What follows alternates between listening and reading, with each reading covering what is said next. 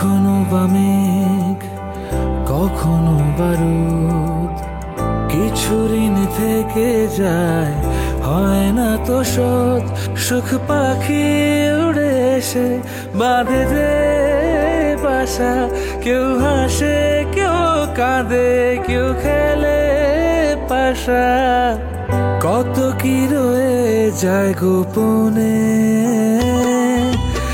আশা নিরাশা এ জীবনে।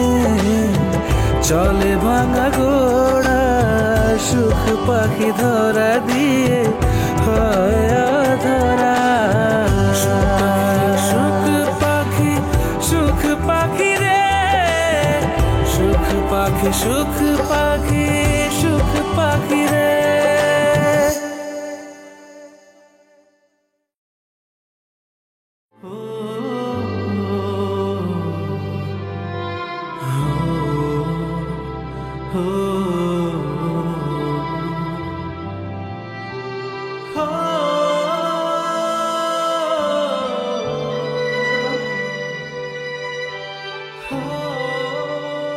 অনেক রাত হয়ে গেছে, টেবিলে খাবার দেওয়া হয়েছে, খাবার চলো আসো। ভাইয়া বাইরে খেয়েছে? তোমার ভাইয়া খেয়েছে কিনা সেটা আমি কি জানি। তোমার ভাইয়ার জন্য তার মা আছেন, চাচা চাচি আছেন, তারা তার খেয়াল রাখবেন। তোমার ভাইয়ের খেয়াল রাখা আমার দায়িত্ব না। তাই তুমি আমাকে ডাকতে এসেছো? ভাবি, তুমি আমাকে আগেও ডাকতে আসতে। ছোটন, তুমি আমাকে মিলি বলে রেখো, কারণ তোমার আমার এখন নতুন একটা সম্পর্ক হয়েছে, সেই নতুন সম্পর্কে একটা পরিচয় আছে, সে কারণেও হয়তো আমি তোমাকে ডাকতে এসেছি। আর তুমি ভুলে যাও না যে টিয়ার কাছে তুমি ওর বাবা। আমি চাই না টিয়ার বাবার চরিত্রের পরিবর্তন। তুমি জানো না টিয়ার বাবা হচ্ছে টিয়ার কাছে পৃথিবী।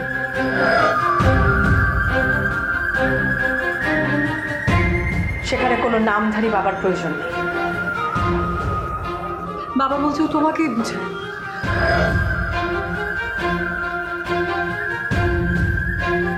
তুমি কেন বুঝতে পারছো না? টিয়া তোমাকে বাবা হিসেবে জানে, টিয়ার কাছে তুমিই ওর বাবা। আমি চাই না কোনো উটকো ঝড় টিয়ার পৃথিবীতে এসে উঠুক।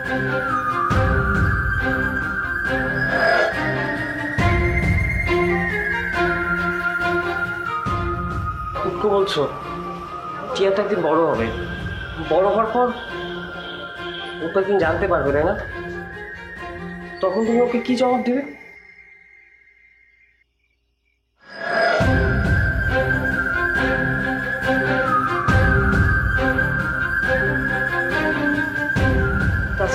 তাছাড়া ভাই এখন ফিরে এসেছে। হ্যাঁ, ফিরে এসেছে। ভাবি, তোমার ভাই ফিরে এসেছে, এটা তার বাড়ি, সে বাড়ির সন্তান, তাই সে ফিরে এসেছে, এবং সে কারণে কেউ তাকে ফিরিয়ে দেয়নি।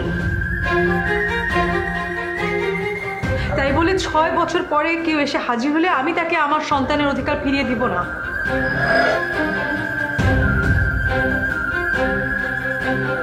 কোন অধিকারে তাকে আমি আমার সন্তানের বাবা বলে মনে করব? যে মানুষটা 6 বছর ধরে কোথায় ছিল, কি করেছে, কিছু জানি না। একটা নারী যখন সন্তান সম্ভব হয়, সে সবার আগে তার স্বামীকে সেই সুখবরটা দিতে চায়। আমার তো সেই সৌভাগ্য হয়নি।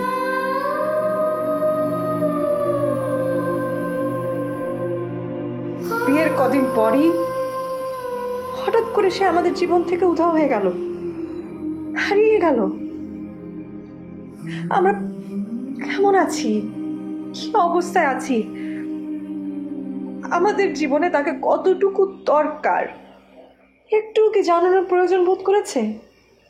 করেনি।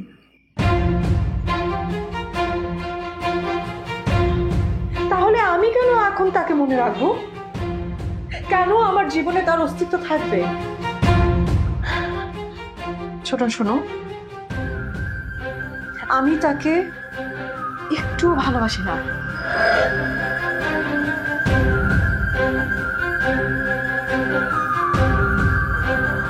আমার জীবনে তার কোনো স্মৃতি নেই।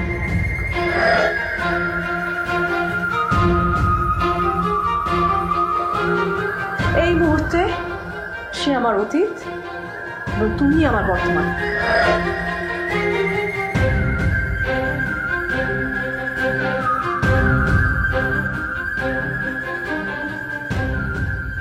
টেবিলে খাবার দেওয়া আছে, খেতে এসো।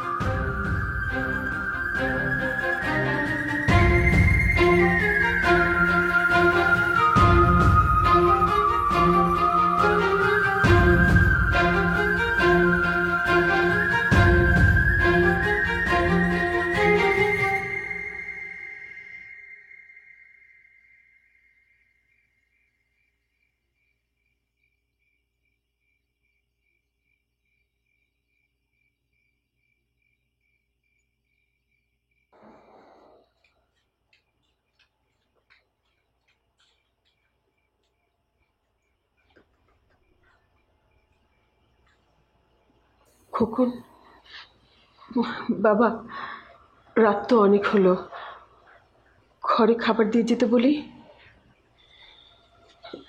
আমার হাতে খাবি? কতদিন তুই আমার হাতে খাস না বাবা, খাবি?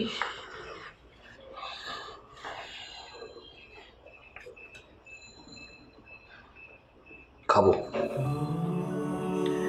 তোমাদের আসলে সত্যি অনেকদিন খাই না,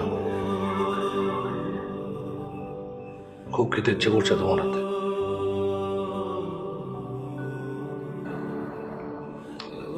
কিন্তু আমার তো খিদে পায় না।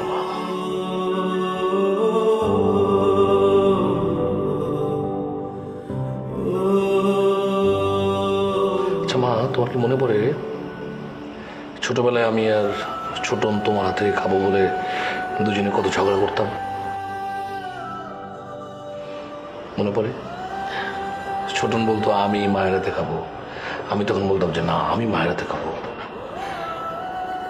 মানে দুজনে মায়ের হাতে খাওয়ার জন্য সে কি মনে করো ঝগড়া।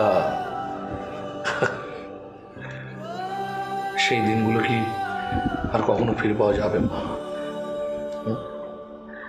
সব ফিরে পাবি বাবা, সব ঠিক হয়ে যাবে, দেখিস একদিন সব ঠিক হয়ে যাবে।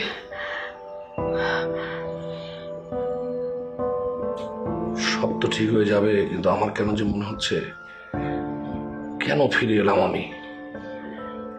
এটাই তো ভালো ছিল, 6টা বছর আমি তোমাদের কাছে ছিলাম না। এটা খুব আমার জন্য ভালো হতো যে আমি তো তোমাদের কাছ থেকে মুছে গিয়েছিলাম, তোমাদের সবার চোখ থেকে আমি হারিয়ে গিয়েছিলাম। সেটা সবচেয়ে ভালো হতো না? হারিয়ে যেতাম, এটাই তো ভালো ছিল। আমি কেন যে আবার ফিরে আসলাম আমি সেটাই বুঝতে পারছি না। না হতে পারলাম আমি যোগ্য সন্তান তোমাদের, না হতে পারলাম আমি যোগ্য বাবা, না আমি হতে পারলাম। বাবা, বাবা এইভাবে বলিস না, তুই একটু একটু সময় দে আমাকে বাবা, সব ঠিক হয়ে যাবে। আমি তো এখনো বেঁচে আছি, তোর মা তো এখনো বেঁচে আছে। সব ঠিক আছে, সব ঠিক আছে, কিন্তু পারবে তুমি টিয়ার মুখে একবারের জন্য আমাকে বাবা বলে ডাক শোনাতে পারবে? পারবে তুমি? আমার তো খুব ইচ্ছে করে, আমার খুব ইচ্ছে করে টিয়ার মুখে আমি শুনবো, বলবে আমাকে বাবা বাবা। মানে একজন বাবা মায়ের কাছে সন্তান এবং সন্তানের কাছে বাবা মা যে কত আপন, সেটা টিয়াকে দেখার পর থেকে আমার প্রতিটা মুহূর্তে মুহূর্তে মনে হচ্ছে মা, আমার তো খুব ইচ্ছে করে, আমার খুব ইচ্ছে করে টিয়া আমাকে জড়িয়ে ধরবে, আমি ওকে জড়িয়ে ধরবো, দুষ্টামি করবো, খেলবো ওর সঙ্গে অনেক অনেক কথা বলবো। কিন্তু কই, আমি তো পারছি না মা, আমি পারছি। দাও, শুয়ে দাও। কিভাবে হবে? আমি আমি ছোট না নীলের সাথে কথা বলবো বাবা, বিশ্বাস কর, বিশ্বাস কর, ওরা বিয়ে করতে চায়নি, শুধুমাত্র টিয়ার কথা ভেবে ওরা বিয়েতে রাজি হয়েছে। আমি আমি ওদের সাথে কথা বলি। দরকার নেই, দরকার নেই, কারোর সঙ্গে কোনো কথা বলার কিচ্ছু দরকার নেই। যেটা হবার সেটা হয়ে গেছে, এটার আর কোনো কিছু করার দরকার নেই। কারণ আমি আর সমাজের কাছে তোমাদের কাউকে কখনো ছোট করতে আমি একদম ঠিক বলেছো ভাগিনা। মানে ব্যাপারটা হয়েছে কি, মানে আমাদেরকে তো সমাজ নিয়ে থাকতে হয়, কি বলেন আমার সমাজের বাইরে তো আমরা কেউ না, মানে যা হবার তা হয়ে গেছে। এখন আমাদের উচিত ছোট এবং মিলি যেন সুখে থাকে সেজন্য দোয়া করা। আল্লাহ আকবার। আড়ালে দাঁড়িয়ে কথা শোনার অভ্যাসটা তোমার এখনো গেল না, না? ছি ছি ছি ছি ছি, আবার কি বলেন, মানে হয়েছে কি, মানে আমি কিন্তু এই যে ভাগিনা রুমের দিকে আসছিলাম, মানে আমি তো জানি যে আমার ভাগিনাটার মন খারাপ করে বসে আছে, হয়তো কত কিছু কল্পনা করছে। আমি ভাবলাম ওর কাছে যে ওকে একটু সঙ্গ দেবো। এসে দেখি মা ছেলে দুই পক্ষ কথা বলছে। যখন দুই পক্ষ কথা বলে মাঝখানে যদি একটা তৃতীয় পক্ষ না থাকে তাহলে কিন্তু যে মানে ওই যে সমাধানটা হয় না। এই জন্যই আমার আশা। আর আপা, আমি কিন্তু আপনার ছোট ভাইয়ের মতো, সুখে দুঃখে আমি আপনাদের সঙ্গে ছিলাম, আছি। কি বলো ভাগিনা?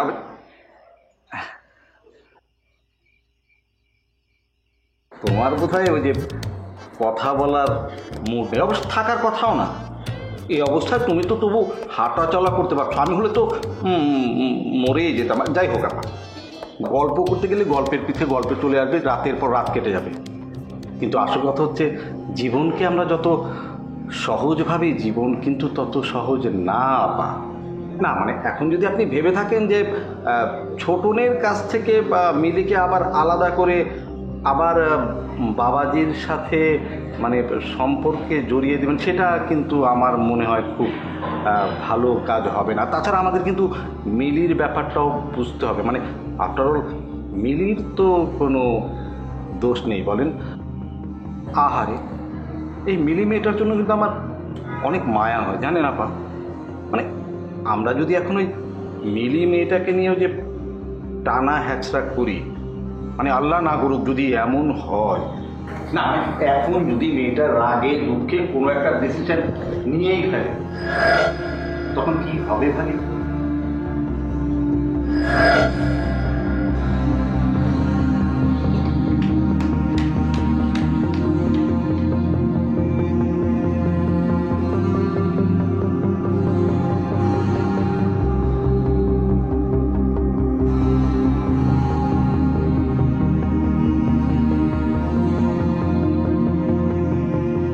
দেখা যাক বল কোথায় গড়ায়, ক্যাচ আউট না বোল্ড।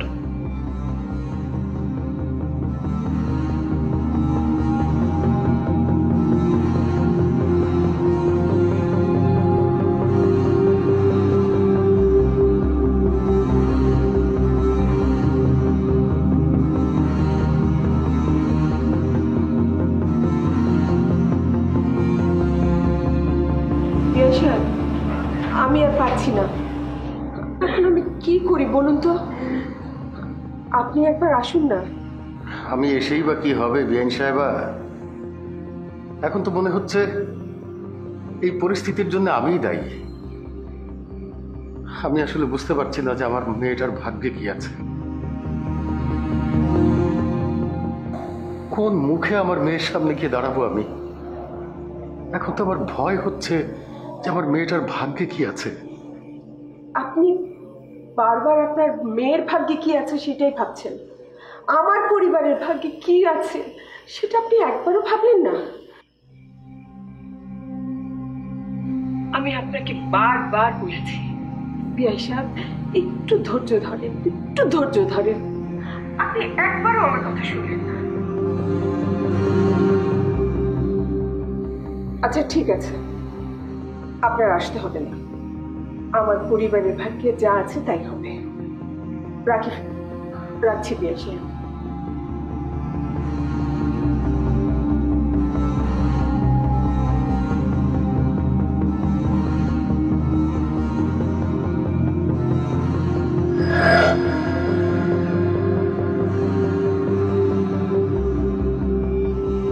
চাচি, খাবার দাও, খাবার এখানে দিয়ে যাবো। আমি কি তোকে বলেছি? না, অনেক রাত হয়েছে তো, তাই ভাবলাম যে। তোকে কি বলেছি? আমার খেতে ইচ্ছে করছে না, যা এখন যা বলছি। আচ্ছা, এরকম করলে কি হবে? এইসব নিয়ে এত চিন্তা করে না খেয়ে বসে থাকলে তো আপনার অসুখ করবে, তাই না? তার থেকে ভালো আপনি খেয়ে নেন। চিন্তা করতে হবে কেন তোর? হ্যাঁ, কে বলেছে তোকে এত চিন্তা করতে? তোকে আমি বলেছি আমি খাবো না, আমার খেতে ইচ্ছে করছে না। তুই এখন যা তো। এটা কেমন কথা কইলেন চাচি? এই ঘরে তো সব কিছু আমিই দেখাশোনা করি, খাবার থেকে সবাই তো আমিই দেখাশোনা করি। এখন আপনি যদি না খেয়ে অসুস্থ হয়ে পড়েন সেটা তো আমারই দেখতে হইব না? এখন আপনি যদি না খেয়ে চান সেটা আমার দেখা লাগবো না? তোকে যেতে বলেছি না? আর তাই তো বলতেছিলাম যে আমি খাবারটা এখানে আইনা দিই, আপনি খায় নেন। যাবি? ঠিক আছে। ভাবি, বলছিলাম কি, খাবার দাবার নিতে তো রাগ করে লাভ আছে? তাতে তোমার শরীর খারাপ করবে। ওটার কি কোনো সমাধান আছে সালাম? আমার পরিবারের প্রত্যেকের মুখের হাসি শেষ হয়ে গেছে। হঠাৎ এই কেমন ঝড় উঠলো, আমার সাজানো বাগানটা দুমড়ে মুচড়ে শেষ হয়ে গেল। কোনো ঝড়ই কিন্তু দীর্ঘস্থায়ী হয় না। তুমি দেখবে এক সময় সব ঠিক হয়ে যাবে। শোনো ভাবি, খোকন, মিলি, ছোটন ওরা কিন্তু যথেষ্ট ম্যাচিউর। এই ঝড় কিভাবে সামাল দিতে হবে সেটা কিন্তু ওরা খুব ভালো করে বোঝে। সুতরাং তুমি ভেঙে পড়ো না, তুমি দেখবে ঠিক ওরা সব কিছু সামলে নেবে ভাবি। কিন্তু কিন্তু খোকন তো কিছুতেই এটা মেনে নিতে পারছে না। ওর নিজের সন্তান বাবা বলে ডাকছে না। তুমি বুঝতে পারছো? ওর সামনে ওর সন্তান ওর ছোট ভাইকে বাবা বলে ডাকছে, নিজের সন্তানের পরিচয়টা পর্যন্ত দিতে পারছে না। এটা কোনো বাবা মেনে নিতে পারবে না।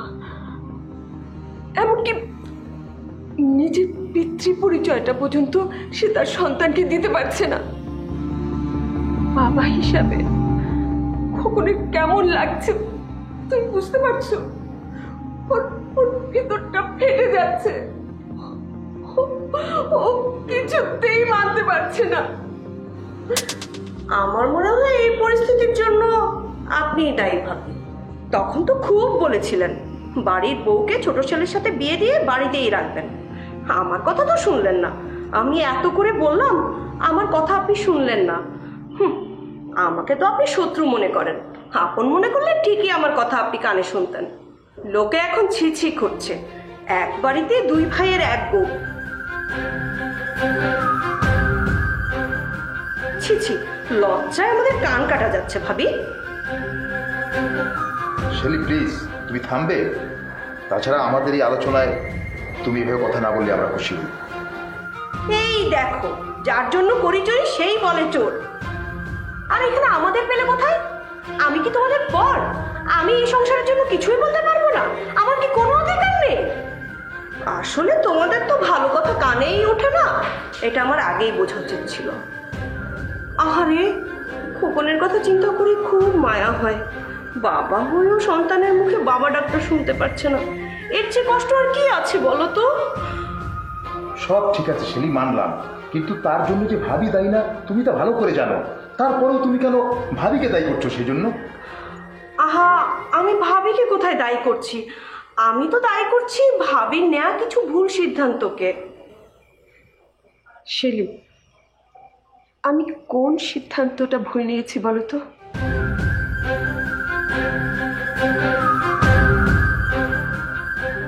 মিলির বাবা যদি ওই ছেলের সাথে মিলিকে বিয়ে দিত তাহলে কি হতো বলো তো? তোমরা দেখেছো মিলির বাবা কিছুতেই মানছিল না। সেখানে আমার কি করার ছিল বলো তোমরা, বলো।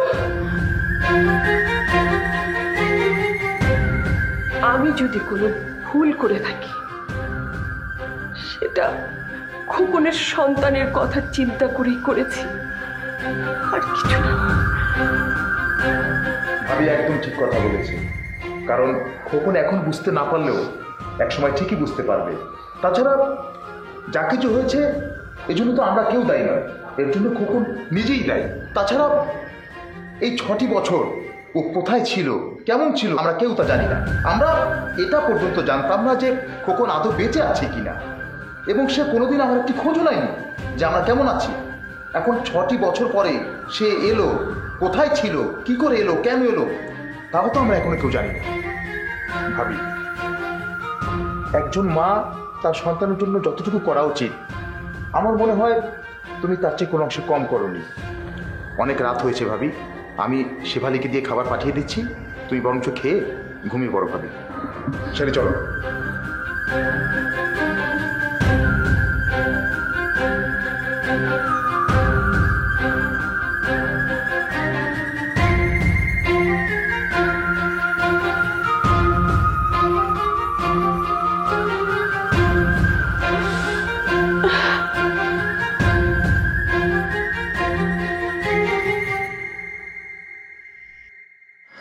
বাঁধে যে বাসা, কেউ হাসে কেউ কাঁদে, কেউ খেলে পাশা। আচ্ছা, তোমার কি মন খারাপ? থেকে যায় গোপনে। আমার মন খারাপ না।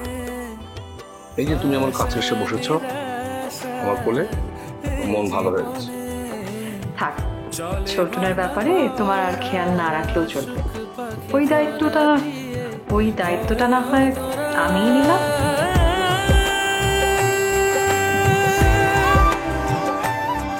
টিয়া শুধু তার মায়ের সন্তান নয়, টিয়া আমার সন্তান, টিয়া আমার রক্ত, টিয়া আমাদের দুজনের সন্তান। দুজন টিয়ার বাবা। আমার সন্তান।